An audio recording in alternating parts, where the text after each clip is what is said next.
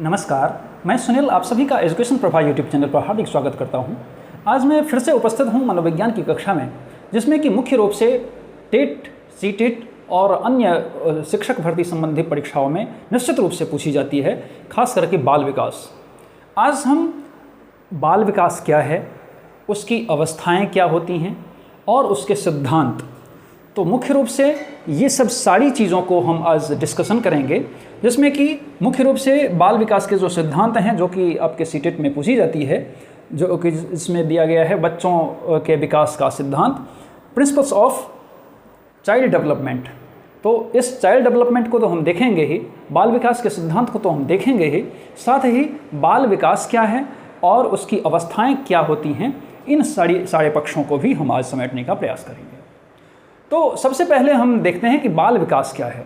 दरअसल बाल विकास हम उसको कहते हैं जो कि जब बच्चा गर्भाधान से लेकर के और गर्भ में जितने दिन तक रहता है, अर्थात गर्भ के अंदर 9 महीने 10 दिन का जो समय होता है, पीरियड होता है, उसकी अवस्था में अर्थात भ्रूणावस्था में जो बच्चा रहता है, उस सारे पक्षों में जब परिवर्तन होता है, वही दरअसल उसके जो शारीरिक विकास में जो परिवर्तन होता है, भ्रूणावस्था के जो शारीरिक विकास में परिवर्तन होता है, उसको हम गर्भावस्था का परिवर्तन या उसको हम गर्भावस्था का बाल विकास कहते हैं। इसके बाद होता है आपका जन्म के उपरांत। जब बच्चे का जन्म हो जाता है तो जन्म के उपरांत बहुत सारे विकास होते हैं, बहुत सारे परिवर्तन होते हैं, जिसमें कि बहुत सारे विशिष्ट परिवर्तन हुआ करते हैं। विशिष्ट परिवर्तन हुआ करते हैं जो कि कुछ प्रत्यक्ष दिखाई पड़ता है, कुछ अप्रत्यक्ष दिखाई पड़ता है, जिससे ही उन्हीं परिवर्तनों को हम बाल विकास के नाम से जानते हैं। तो जैसे जिसमें कि गति में परिवर्तन होता है, जैसे कि संवेगों में परिवर्तन होता है, सामाजिकता में परिवर्तन होता है, इन इत्यादि चीज़ों में जब परिवर्तन होता है, उसी को हम शारीरिक परिवर्तन होता है, उसी संबंधित सारे पक्षों में जब परिवर्तन होता है, तो उसी को हम क्या कहते हैं, बाल विकास का सिद्धांत कहते हैं। अब दरअसल ये सारे पक्ष में जो परिवर्तन होते हैं, ये मुख्य रूप से यहाँ पर वातावरण से संबंधित परिवर्तन होते हैं, कुछ आनुवंशिकता से संबंधित परिवर्तन भी होते हैं। तो हम सारे पक्षों को यहाँ पर कवर करने का प्रयास करेंगे। अब सबसे पहले हम देखने का प्रयास करते हैं कि जो बाल अवस्थाएँ हैं, बालक की जो अवस्थाएँ हैं, उसमें किस प्रकार से कैसे बच्चा मूवमेंट करता है। तो जब बच्चा जन्म लेता है, तो बच्चा जन्म से पूर्व जब भ्रूण की अवस्था में रहता है, तो वो सारा पीरियड, जब मैंने बताया कि वो 9 महीने 10 दिन का पीरियड होता है, ये पूरी अवस्था बच्चा जब गर्भ में रहता है वो 9 महीने 10 दिन का होता है। उसके बाद जब बच्चा आता है, इस पृथ्वी के ऊपर आता है, तो जैसे ही आता है तो वो भ्रूण अवस्था में, जैसे वो बच्चा गर्भ में था, उसी प्रकार की अवस्था में वो इस समय भी रहता है। कब? जब बच्चा जन्म होता है, जिसको हम नवजात कहते हैं। उसके बाद 1 महीने के अंदर आप देखेंगे कि 1 महीने में बच्चा इस टोड़ी को उठाने लगता है, ठोड़ी को उठाने की कोशिश करने लगता है बच्चा। फिर इसके अलावा जब हम 2 माह की अवस्था में देखेंगे, तो बच्चा इस समय मात्र इस ठोड़ी को उठाता था, अब बच्चा हाथ नीचे रख करके, या हाथ नीचे नहीं भी, इस छाती को उठाने का प्रयास करता है। इसके अलावा फिर हम 4 माह की अवस्था में देखेंगे तो बच्चा किसी चीज़ों के सहारे बैठने की कोशिश करता है और बैठता भी है। उसके बाद 7 माह में अकेले बैठता है, फिर फर्नीचर के सहारे बैठने की कोशिश करता है। कब? 9 महीने की अवस्था में। फिर रेंगने या घसीटते हुए जो चलता है बच्चा, वो कब? 10 माह की अवस्था में रेंगता है या घसीटता है। फिर आपका सहारे के साथ, किसी के सहारे, जैसे अले ले ले बच्चा, ताता थैया, ऐसे जो अभिभावक होते हैं उसको चलाते हैं ना, चलाने की कोशिश करते हैं ना, तो वो 11 महीने की अवस्था में ऐसा होता है। फिर अकेले खड़ा हो पाता है, कब? 11 महीने में ही खड़ा हो पाता है। और फिर अकेले चलने लगता है, कब? लगभग 12 महीने में। ये दरअसल सामान्य जो ऐसे बच्चे होते हैं उसमें होता है। अब कई बार कुछ बच्चे अत्यंत प्रतिभाशाली होते हैं, तो ये पक्ष सब जो है थोड़ा सा ऊपर चला जाता है। अर्थात जैसे ये अगर अकेले चलने की बात हो गई, तो वो 10 माह से 11 महीने में भी चलने लगता है, और अगर कुछ मंद बालक की अवस्था हो गई तो वो 12 महीने में भी ठीक ढंग से चल नहीं पाता है। तो ये सब सारे पक्ष तब होते हैं जबकि वो सामान्य अवस्था की बात होती है तब। अब इसके अलावा हम यहाँ पर बाल विकास के सिद्धांत को सबसे प्रमुख रूप से हम इसको बताने की कोशिश करेंगे। सबसे पहले हम इसको मिटा देते हैं, तभी हम उन चीज़ों को लिखने की कोशिश करेंगे। तो हम इसमें बाल विकास के जो सिद्धांत होते हैं, इसमें सारे पक्षों को आज हम समेटने का यहाँ पर प्रयत्न करेंगे।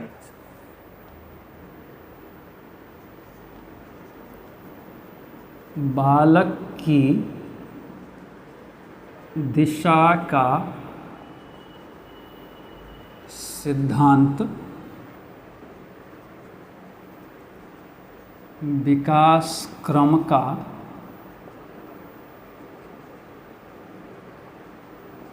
सिद्धांत, विकास की गति का सिद्धांत, परस्पर संबंध का सिद्धांत,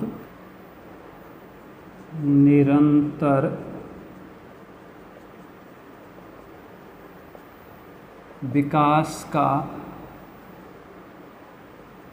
सिद्धांत, व्यक्तिगत विभिन्नताओं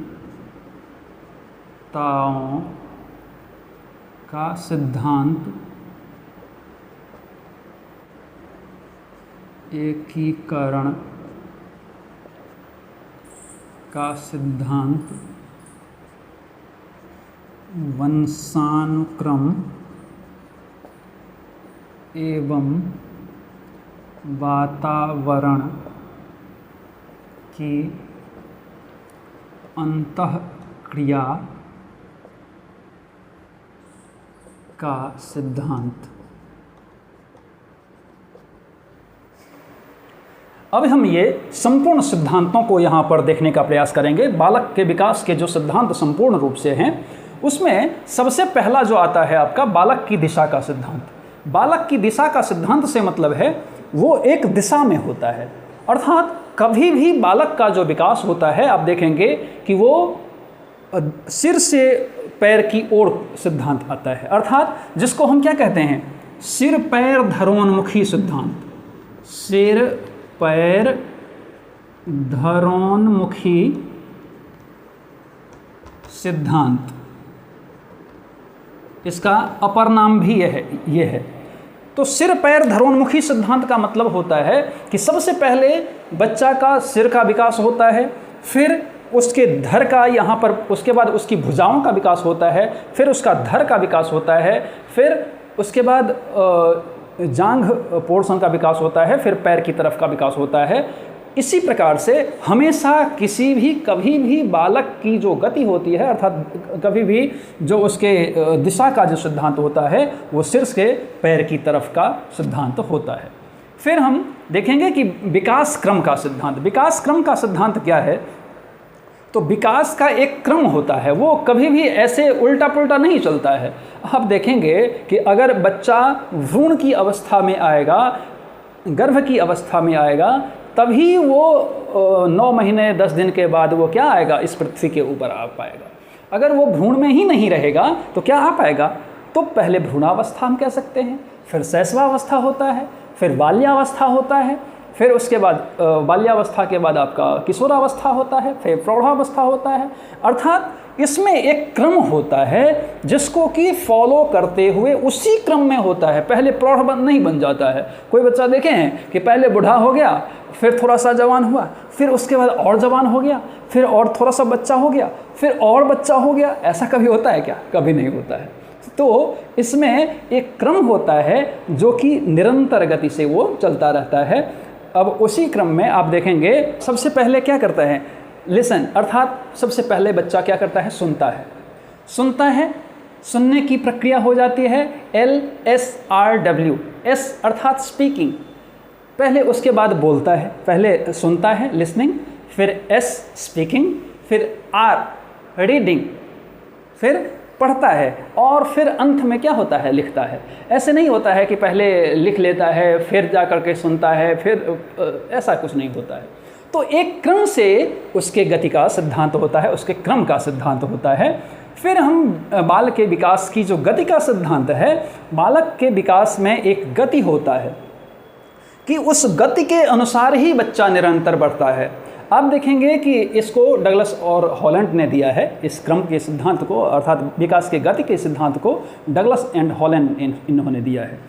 इनका मानना है कि बच्चा में एक गति होता है, बच्चा में एक जो गति होता है, जैसे कि कभी बच्चा तीव्र गति से उसका विकास होता है, कभी मंद गति से होता है, फिर कभी तीव्र गति से। आप देखेंगे कि जब बच्चा शैशवावस्था में होता है तो बच्चे के विकास की जो अवस्थाएं होती हैं अत्यंत तीव्र गति से होती है।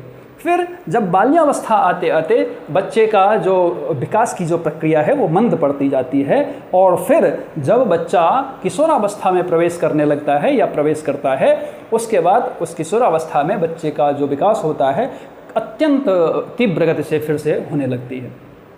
तो इस प्रकार से ये विकास के गति का सिद्धांत ये कहता है कि कभी भी विकास की गति कभी तेजी कभी कम, लेकिन वो निरंतर अपने गति से चलता रहता है। फिर इसमें देखेंगे चौथा है आपका कि परस्पर संबंध का सिद्धांत। तो परस्पर संबंध का सिद्धांत ये कहता है कि हर एक चीज़ों में संबंध होता है। जैसे कि मान लीजिए कि अगर शारीरिक विकास है, शारीरिक पक्ष है, मानसिक पक्ष है, सामाजिक पक्ष है, चारित्रिक पक्ष है, संवेगात्मक पक्ष है, सब में एक अन्योन्याश्रय संबंध होते हैं, या एक ऐसा कह सकते हैं कि एक दूसरे के पूरक होते हैं। एक के बिना दूसरा अधूरा है, दूसरे के बिना तीसरा अधूरा है। तो अगर मान लीजिए कि शारीरिक विकास अगर अच्छा बच्चे का नहीं हो पाता है तो निश्चित रूप से उसका मानसिक विकास प्रभावित होगा। अगर मानसिक विकास प्रभावित होगा तो निश्चित रूप से बच्चे का जो सामाजिक विकास है उसमें भी बाधा आएगी, और अगर सामाजिक विकास में बाधा आएगी तो निश्चित रूप से उसके संवेगात्मक प्रक्रिया में भी बाधा आएगी ही आएगी। लेकिन अगर बच्चा स्वस्थ है, उसका शारीरिक पक्ष मजबूत अगर है, तो निश्चित रूप से उसका मानसिक पक्ष भी स्वस्थ रहेगा, उसका सामाजिक पक्ष भी स्वस्थ रहेगा, उसका सांवेगिक पक्ष भी स्वस्थ रहेगा। अर्थात उसमें संपूर्ण एक दूसरे से क्या होते हैं, एक दूसरे के पूरक होते हैं, या एक दूसरे के बिना नहीं चल सकता है, ऐसा कह सकते हैं। इसके अलावा निरंतर गति का सिद्धांत या निरंतर विकास का सिद्धांत, विकास की जो प्रक्रिया होती है वो एकाएक नहीं हो जाता है कि एकाएक हो गया, एकाएक कम हो गया, ऐसा नहीं होता है। वो निरंतर गति से कभी चलती है, हाँ कभी उसमें तीव्रता आती है, कभी मंदता आती है, वो अलग चीज़ है। लेकिन आप देखेंगे कि निरंतर गति का सिद्धांत ये कहता है कि बच्चा जन्म से लेकर के मृत्यु पर्यंत उसके निरंतर गति में वृद्धि होती रहती है, निरंतर उसका विकास कहीं न कहीं होता रहता है। तो कभी अनुभव का विकास होता है, कभी पक्षों का विकास होता है, कभी ज्ञानों का विकास होता है, लेकिन हर एक चीज़, हर एक पक्षों का विकास लगभग होता ही रहता है। तो ये निरंतर विकास का सिद्धांत ये कहता है कि ये अवस्थाएं चलती रहती है, निरंतर चलने वाली प्रक्रिया, जिसको हम कहते हैं कि शिक्षा क्या है, निरंतर गति से चलने वाली प्रक्रिया है भाष्ट अर्थ में। उसी प्रकार से विकास की जो प्रक्रिया होती है वो जन्म से मृत्यु पर्यंत चलती रहती है। इसके अलावा व्यक्तिगत भिन्नताओं का सिद्धांत बहुत महत्वपूर्ण है। व्यक्तिगत भिन्नता इस दुनिया में जितने भी लोग हैं सब एक आपस में क्या हैं, सब एक दूसरे से भिन्न हैं। एक दूसरे से भिन्न तो हैं ही, आप देखेंगे कि एक माता पिता के गर्भ से भी जो दो संतान होते हैं वो भी आपस में भिन्न होते हैं। तो जब जो एक माता पिता के गर्भ से दो संतान आते हैं और वो भी अगर भिन्न होते हैं तो निश्चित रूप से उसमें सब में दुनिया में जितने भी लोग हैं वो आपस में भिन्न ही होते हैं। तो उसमें दोनों पक्षों का होना एकदम से एक प्रकार से कह सकते हैं कि आनुवांशिकता और वातावरण का एक गुणनफल होता है, जिसके माध्यम से ये प्रक्रियाएं क्या होती हैं, चलती रहती हैं कि व्यक्तिगत भिन्नता। तो एक तो आनुवांशिकता से संबंधित होता है और फिर वातावरण भी बाद में बहुत ज़्यादा प्रभावित करता है इन चीज़ों को समझने के लिए। तो व्यक्तिगत भिन्नता बहुत मायने रखता है। फिर एकीकरण का सिद्धांत क्या कहता है कि हर एक जो विकास होता है वो आपस में क्या होता है, जुड़ा हुआ है। जैसे हमने कहा अभी कि सबसे पहले क्या होता है, सबसे पहले अंगों का विकास होता है। जैसे ये सर हुआ, जैसे धड़ हुआ, जैसे हाथ हुआ, जैसे पैर हुआ, इन सारी चीज़ों का क्या होता है, सबसे पहले विकास होता है। उसके बाद अंग के जो प्रत्यंग हैं, अंग के जो प्रत्यंग का मतलब है कि अंगों के जो अंग हैं, अर्थात इसको हम अंगी बोलेंगे और जो हमारे ये सब उंगली सब हैं उसको हम अंग बोलेंगे। तो ऐसा कह सकते हैं कि अंगी का विकास पहले होता है, अंगों का विकास बाद में होता है। दूसरे पक्षों में कहेंगे तो अंगों का विकास पहले होता है, प्रत्यंगों का विकास बाद में होता है। लेकिन आप देखेंगे कि ये एकीकरण का सिद्धांत क्या कहता है। जैसे बच्चा, अभी मान लीजिए कि हम अभी अवस्था में बता रहे थे कि बच्चा क्या करता है कि घसीटते हुए चलता है, रेंगते हुए चलता है।